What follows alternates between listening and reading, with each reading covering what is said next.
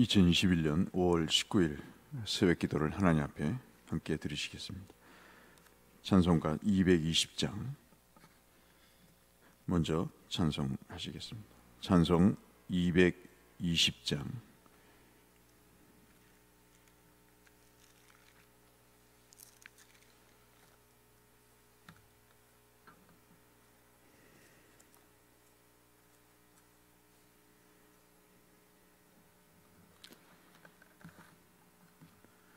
(220장입니다) 사랑하는 주님 앞에 형제 자매 한자리에 그 신사은혜 생각하며 즐거운 찬송 부르네. 내 주 예수 본을 받아 모든 사람 내 몸같이 환난 근심 위로하고 진심으로 사랑하세. 사랑하는 주님 앞에 온갖 충성 다 바쳐서 괴로우나 즐거우나 주님만 힘써서 섬기네. 우리 주님 거룩한 손 제자들의 발을 씻어 남 섬기는 종의 도를 몸소 행해 보이셨네. 사랑하는 주님 예수 같은 주로 섬기나니 한 피 바다 한 몸 이룬 형제여 친구들이여 한 몸같이 친밀하고 마음조차 하나 되어 우리 주님 크신 뜻을 지성으로 준행하세.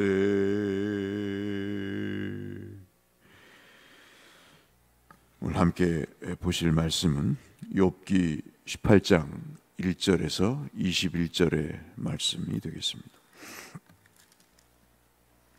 욥기 18장 1절에서 21절의 말씀.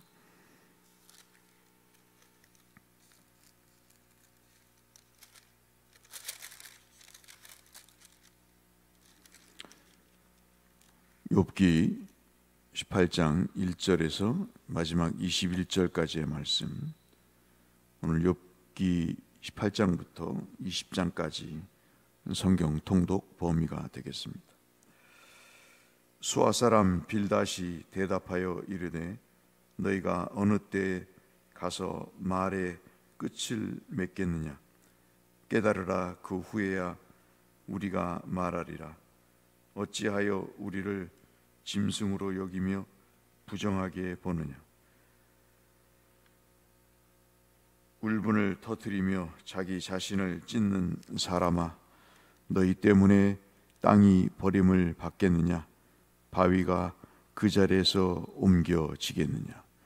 악인의 빛은 꺼지고 그의 불꽃은 빛나지 않을 것이요 그의 장막 안에 빛은 어두워지고 그 위에 등불은 꺼질 것이요 그의 활기찬 걸음이 피곤하여지고 그가 미련한 꾀에 스스로 빠질 것이니 이는 그의 발이 그들에 빠지고 그물에 빠지고 올가미에 걸려들며 그의 발 뒤꿈치는 덫에 치이고 그의 몸은 올무에 얽힐 것이며 그를 잡을 덫이 땅에 숨겨져 있고 그를 빠뜨릴 함정이 길목에 있으며 무서운 것이 사방에서 그를 놀라게 하고 그 뒤를 쫓아갈 것이며 그의 힘은 기근으로 말미암아 쇠하고 그 곁에는 재앙이 기다릴 것이며 질병이 그의 피부를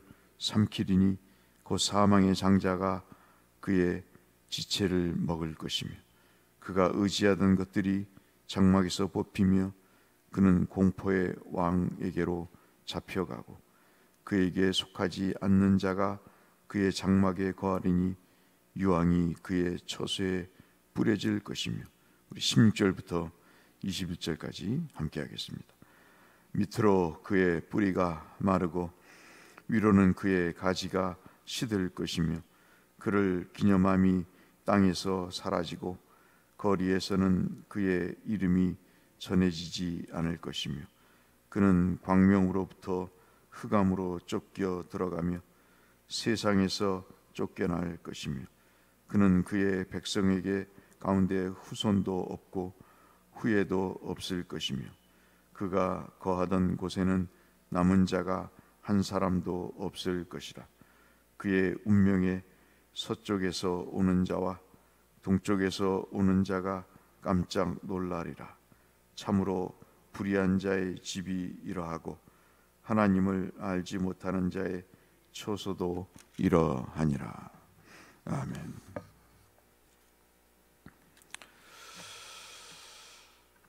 욥기를 읽다 보면 참 끝까지 읽을 수 있을까 할 정도로 너무나도 신앙적이지 않는 이야기로 가득 차 있는 모습을 봅니다. 도대체 이런 말씀을 왜 성경에 기록했을까 할 정도로 도대체 이 말씀을 왜 후세에 전해주시는 것일까? 오늘 특히 욥기 중에서 18장 말씀은 욥과 그의 친구들이 두 번째 하는 이야기입니다. 그 두 번째 논쟁을 벌이고 있는 상황 중에서 이 빌닷이라고 하는 사람이 그 세 명의 친구 중에서 아주 격하게 분노를 하면서 거의 욥에게 저주에 가까운 이야기를 퍼붓고 있는 내용을 우리가 지금 1절부터 21절까지 읽었습니다. 참 다른 말씀 같으면 군데군데 참 의미 있는 말씀이라고 우리가 선택을 해서 그것을 좀 묵상해 볼 수 있겠지만 1절부터 21절까지 어느 구절을 봐도 뭐 별리 그렇게 깊이 묵상할 만한 입장이 못 되게 되죠. 그만큼 이 사람이 상당히 감정적인 그런 입장에 취해 있다 하는 생각을 갖습니다. 왜냐하면 욥에 대해서 이 빌닷이 어떤 생각을 갖고 있냐면 재산이 없어지고 자식이 죽었다는 것, 특별히 자녀가 죽고 재산이 없어지고 그리고 몸이 병드는 이것, 아마도 여기에 있는 엘리바스나 빌닷, 지금 말하고 있는 빌닷이나 소발이나 그런 사람들이 본인들이 겪으면 지금 반응을 보이는 욥보다 훨씬 더 할 것이다 하는 생각을 가져봐요. 참 사람이 양면성이 있는 것은 고난을 받을 때와 고난을 받지 않을 때 차이가 너무 큰 것이죠. 특별히 이 고난을 받을 때 고난을 받는 사람에게 위로를 하는 것이 어제도 말씀드렸지만 참 어려운 일입니다. 왜냐하면 위로를 받아야 될 사람에게는 정말 그 위로라는 것이 필요하거든요. 그런데 우리가 위로를 하다가 보면 이러저러한 또 받아들일 수 없는 일들이 있게 되고, 재산이 없어졌든가, 그리고 자녀가 없어서 어떻게 견디겠는가, 사회적인 신분이 하루아침에 없어져서 그 어려움을 어떻게 겪겠는가, 또 몸에 병이 들어서 부인은 저주를 퍼붓고 죽으라고 요구를 하면서 집을 떠나버리고 가정을 버리는 상황, 이런 상황들을 이야기하다가 결국 결론은 뭐냐면 네가 하나님 앞에 아주 많이 회개를 해야 되겠다, 그런 이야기를 할 수밖에 없는 상황이지 않습니까? 왜냐하면 사람이라는 것은 그것밖에 깨달을 수가 없는 겁니다. 왜냐하면 그런 되어지는 현상들 때문에 나타나는 모든 결과가, 부정적인 그 내용들이 결국 무슨 원인이 있기 때문에 그런 것이 아니냐, 그런 마음이, 그런 전통에 사로잡힌 생각이 있기 때문이죠. 빌닷이 화를 낸 것은 그런 부정적인 현상들을 보고 인노라니 이건 분명히 죄 때문에 벌을 받은 것인데 욥은 죄가 없다고 끝까지 항변을 하니 세상 말로 열이 받친 거죠. 친구가 와서 위로를 해주고 그 말의 충고를 받아들이고 회개를 하면 될 텐데 얼마나 잘났다고 그렇게 고개를 빳빳이 들고 죄가 없다고 이야기를 하니 빌닷의 입장에서는 참으로 딱하기 그지없게 되는 것이죠. 그리고 그 빌닷의 생각에는 자기가 지금까지 배우고 학습하고 경험한 바로는 악인은 그 죽기 전에 모든 고통을 받는다는 것으로 알고 있기 때문에 그런 것입니다. 먼저 그 악인의 죽음 직전까지 이루어지는 모든 과정 중에 자손이 없어진다는 거예요. 그리고 재산이 없어지고, 그리고 몸에 병이 들어서 결국은 그 집안 자체가 자취를 감춘다는 겁니다. 오늘 18장 1절부터 21절까지 보시면 상당수의 부분에 악인은 그 자취를 찾아볼 수 없다는 이야기를 빌닷이 욥에게 합니다. 그러니 이게 위로겠습니까? 저주인 것이죠. 참 사람의 미련함이 이런 것 같습니다. 어제도 말씀드렸다시피 자기가 배우고 듣고 아는 것만 이야기를 하고 그 외에는 하나님의 깊고 오묘하신 섭리를 알 수가 없는 것이죠. 말씀드렸다시피 예수 그리스도의 십자가의 죽음이 사탄의 눈에 보기에는 끝으로 본 것입니다. 그런데 그분이 3일 만에 살아날 줄을 누가 알았겠습니까? 그 3일 만에 살아난 것이 많은 사람의 생명을 주께서 허락하시는 첫 씨앗임을 누가 알았겠습니까? 스테반 집사님의 돌로 맞아 죽는 그 객사가 교회를 부흥시키는 그 생명의 핏부림이 될 줄을 누가 알았겠습니까? 근데 사탄은 그냥 죽음이면 끝난다고 봤던 것이죠. 빌닷도 마찬가지입니다. 그래서 여러분 네 가지를 얘기합니다. 7절에서 10절까지 보시면 그 악인은 죄 때문에 죽는 것이다. 악인은 죄를 지었기 때문에 죽는 것이다. 그 죽는 것을 보면 그 사람이 악인이다. 빌닷도 죽지 않습니까? 근데 자기 친구를 향해 넌 죄인이다. 죽음에 이르는 질병을 얻었으니 너는 죄인이다. 피부도 너를 삼키지 않냐? 주변에 있는 사람도 다 사라지지 않냐? 자녀도 사라지고 재산도 사라지지 않냐? 그러니 너는 죄인이다. 그런 이야기를 하는 거죠. 등불이 꺼지는 것처럼 이야기합니다.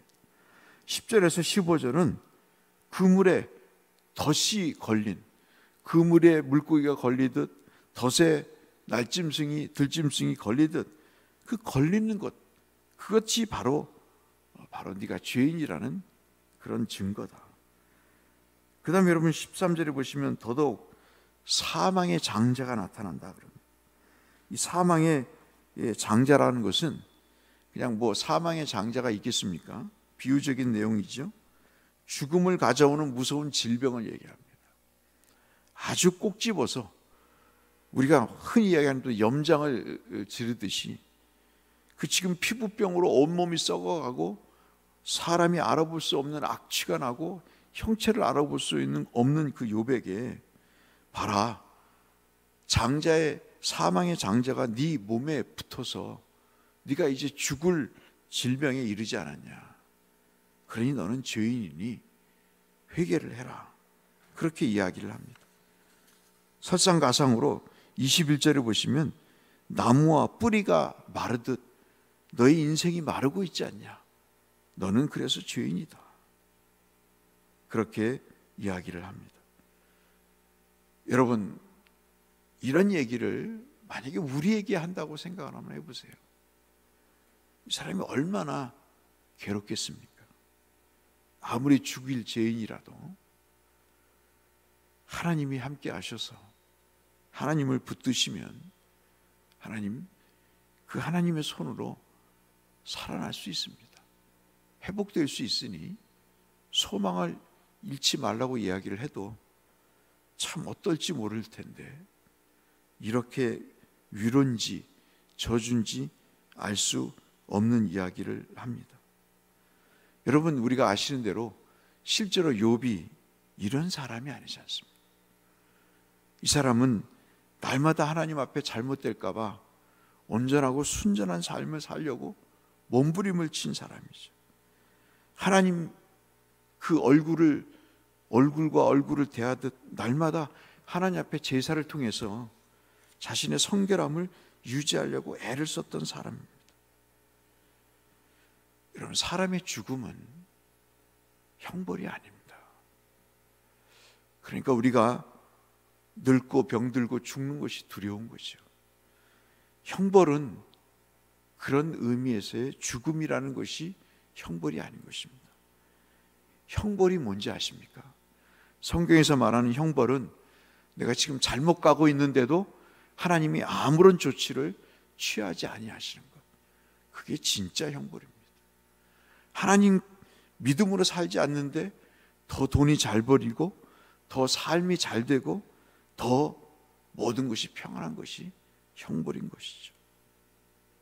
그것이 참 고통 아닌 고통인 것입니다.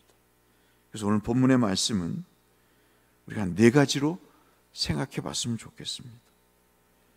우리에게 고난이 있고 고통이 있을 수 있습니다. 욥처럼. 그것 때문에 주를 붙드는 계기로 삼았으면 좋겠다 하는 말씀을 드리고 싶습니다. 우리가 빌닷이라면 그렇게 말해줬으면 좋겠다는 거죠. 이 고통 때문에 욥, 네가 예수를 붙잡았으면 좋겠다. 하나님을 끝까지 붙잡는 계기가 됐으면 좋겠다. 그렇게 말했으면 얼마나 좋을까 하는 것입니다. 때로는 내가 원치 않는 상황에서 가족과 결별할 수가 있습니다. 그것이 죽음이 되었든 아니면 자기 곁을 떠나는 이별이 되었든 관계가 단절되는 아픔이 있을지라도 그 관계가 단절되는 아픔을 통해서 오히려 하나님을 더 바라보는 계기로 삼았으면 좋겠다. 하나님이 언젠가는 그 관계를 단절시킨 그 사건들을 다시 하나님이 봉합하실 그런 날이 올 것이다. 그렇게 이야기를 하면 얼마나 좋을까 하는 것이죠. 또 하나, 내가 생각했던 계획이, 내가 생각했던 그런 계획들이 어그러지고 그리고 망가질 일이 있을 수 있지 않습니까? 그런 일이 있을지라도 주님의 손을 붙잡는 계기가 됐으면 좋겠습니다 하는 이야기를 하면 얼마나 좋을까 하는 거죠. 그리고 인생길을 걸어가면서 내 방향대로 가지 않을 때가 있지 않습니까? 그럴 때 내가 원하는 인생의 방향이 이루어지지 않을지라도 신묘막측하신 주께서 은혜로 그 은혜의 섭리로 나를 이끌어 가실 것이다. 그것을 우리가 믿고 바라보는 계기로 삼으십시다. 그런 이야기를 하면 얼마나 훌륭하겠습니까, 여러분? 지금 욥은 고난과 고통 때문에, 그리고 결발하는 관계 단절의 아픔 때문에, 생각했던 계획이 어그러지고 망그러지는 그 참으로 슬픔 때문에, 무산되는 일 때문에, 자신의 인생의 방향이 원하는 대로 가지 않는 것 때문에 그는 땅을 바라보지 않고, 어제도 말씀드렸다시피 하늘을 바라보며 하나님 이런 분이 아니신데 하나님 도대체 무엇 때문에, 어떤 뜻을 갖고 계셔서 이렇게 하십니까? 라고 하나님을 향해 그 시선을 돌린 것이 중요하다는 말씀을 드렸다시피, 그렇게 욥은 하나님을 향해 그 시선을 맞추고 있는 것이죠. 오늘 우리가 함께 기도하시면서 이런 상황에 있는 주변 분들이 계시면 우리 함께 그분들이 욥처럼 하나님을 향한 시선과 하나님을 향해 손을 내미는 그런 계기가 됐으면 좋겠다고 함께 중보해 주시고, 내가 이런 어려움에 처했다고 한다면 이런 계기를 통해 더더욱 주를 붙잡는, 주를 의지하고 주를 생각하는 그런 계기가 되게 해달라고, 쉽지 않지만 그런 믿음의 새로운 성찰의 계기가 되게 해달라고 함께 기도하시는, 그래서 깊이 주를 깨닫고 내가 알지 못했던 하나님의 섭리를 알게 해달라고 함께 중보하시거나 또 내 자신을 위해서 기도하시는, 그래서 하나님의 큰 은혜가 우리 가운데 있기를 바라는 마음으로 주님 앞에 간구하시는 우리가 됐으면 해서 이 말씀을 드렸습니다. 이 은혜가 우리 모두에게 있기를 주의 이름으로 축복합니다. 거룩하신 아버지 하나님, 세상에 정답이 어디 있겠습니까? 특별히 인생의 답이 어디 있겠습니까? 오직 해결책과 그 모든 문제 끝은 하나님께 있음을 저희들은 바라봅니다. 쉽지 않은 일입니다마는 하나님 이 일에 참으로 선수가 되게 하여 주시고, 하나님을 알고 하나님의 뜻을 갈망하는 그 믿음의 승자가 될 수 있도록 우리에게 은혜를 베풀어 주옵소서. 예수님 이름으로 기도 올려옵나이다. 아멘. 하늘에 계신 우리 아버지, 아버지의 이름을 거룩하게 하시며 아버지의 나라가 오게 하시며 아버지의 뜻이 하늘에서와 같이 땅에서도 이루어지게 하소서. 오늘 우리에게 일용할 양식을 주시고 우리가 우리에게 잘못한 사람 용서하여 준 것 같이 우리 죄를 용서하여 주시고 우리를 시험에 빠지지 않게 하시고 악에서 구하소서. 나라와 권능과 영광이 영원히 아버지의 것입니다. 아멘. 오늘 하나님의 복을 많이 받으시고 건강하시고 평안하시기를 바라면서 주 앞에 기도로 나가겠습니다. 기도하겠습니다. 감사하신 아버지 하나님, 오늘 우리에게 생명을 주시고 주의 뜻을 주시니 감사합니다. 살아있는 동안 주님과 동행하게 하시고 우리에게 어떤 일이 있어도 주를 향한 우리의 시선과 주를 향한 우리의 마음은 변함이 없게 하시고 오히려 더 시련과 역경이 올 때 주님을 알고자 하는 갈망이 주님도 강성해질 수 있도록 주여 우리를 영적으로 살려주시고 더 든든하게 믿음으로 붙들어 주시옵소서.